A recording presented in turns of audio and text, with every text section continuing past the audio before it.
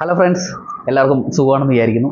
അപ്പോൾ ഫഹദ് ഫാസിലിനെ നായകനാക്കിക്കൊണ്ട് ജിത്തു മാധവൻ സംവിധാനം ചെയ്ത ഏറ്റവും പുതിയ ചിത്രമായ ആവേശത്തിൻ്റെ റിവ്യൂമായിട്ടാണ് ഞാൻ നിങ്ങളുടെ മുമ്പിൽ എത്തിയിരിക്കുന്നത്.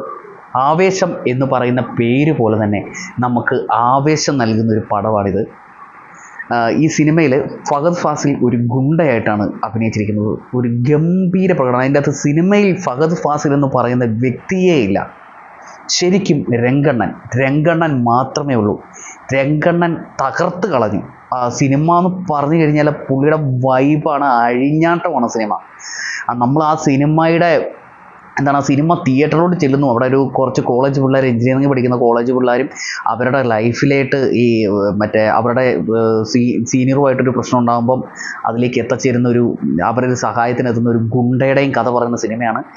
ശരിക്കും പറഞ്ഞു കഴിഞ്ഞാൽ ഈ സിനിമയിൽ ഫഹദിൻ്റെ കൂടെ അഭിനയിച്ചിരിക്കുന്ന സജിൻ ഗോപു. അദ്ദേഹം ഗംഭീര പെർഫോമൻസ് ആണ്. കാരണം നമ്മൾ രോമാഞ്ചത്തിലൊക്കെ കണ്ടതാണ്, അവരുടെയൊക്കെ പെർഫോമൻസ് നമ്മൾ കണ്ടതാണ്. പിന്നെ അതുകൂടാതെ 3 പുതിയ താരങ്ങളും കൂടെ നമ്മുടെ ഈ മലയാള സിനിമയിൽ ഈ ആവേശത്തിലേക്ക് വന്നിട്ടുണ്ട്. അവരുടെ പെർഫോമൻസ് നമ്മൾ എടുത്തു പറയേണ്ടതാണ്. സൂപ്പർ അഭിനയമാണ് അവർ കാഴ്ചവെച്ചിരിക്കുന്നത്. പിന്നെ ഹീറോയിൻ എന്ന് പറയുന്നത് അങ്ങനെ പ്രത്യേകിച്ച് ആരുമില്ല. പൂജ എന്ന് പറയുന്ന നായികയാണ് ഈ സിനിമയിൽ നല്ലൊരു ഹീറോയിൻ, ഒരു ലേഡി കഥാപാത്രം കൈകാര്യം ചെയ്തിരിക്കുന്നത് വളരെ ഗംഭീരമായിട്ടുണ്ട്. കാരണം കുറച്ച് സീൻസിലേ അവരുള്ളെങ്കിലും ആ വന്നത്ര സീൻ അവർ പൊളിച്ചടക്കി.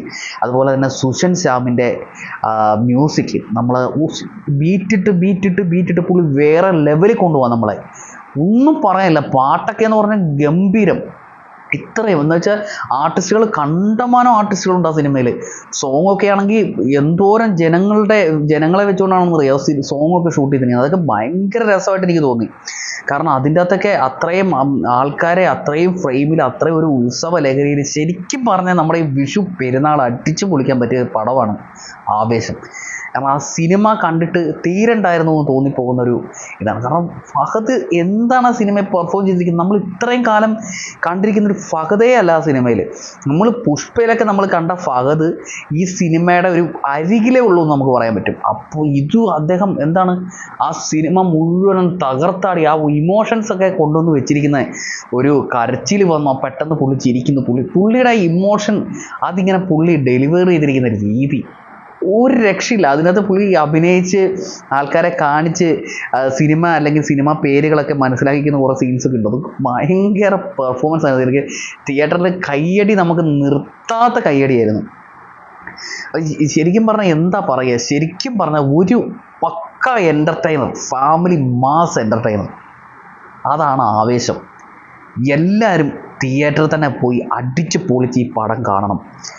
കാരണം അത് നിങ്ങൾക്ക് കാണാൻ മാത്രമുണ്ട്, അത് നിങ്ങളെ എൻജോയ് ചെയ്യിക്കുന്നൊരു സിനിമയായിരിക്കും. അപ്പം നമ്മൾ ആടുജീവിതമൊക്കെ പോലെയുള്ള ഒരു ക്ലാസ് സിനിമ കണ്ട് നമ്മൾ കുറേ വിഷമങ്ങളും വേദനകളും ഒക്കെ കണ്ടിട്ടിരിക്കുകയാണ്. അപ്പം നമ്മൾ പോയിട്ട് ആവേശം കാണുക, എന്നിട്ട് വിഷുവും നമ്മുടെ ഈ പെരുന്നാൾ കഴിഞ്ഞ സമയം എല്ലാം എൻജോയ് ചെയ്യുക, അടിച്ചു പൊളിക്കുക. അപ്പോൾ എല്ലാവർക്കും വിഷു ആശംസകൾ.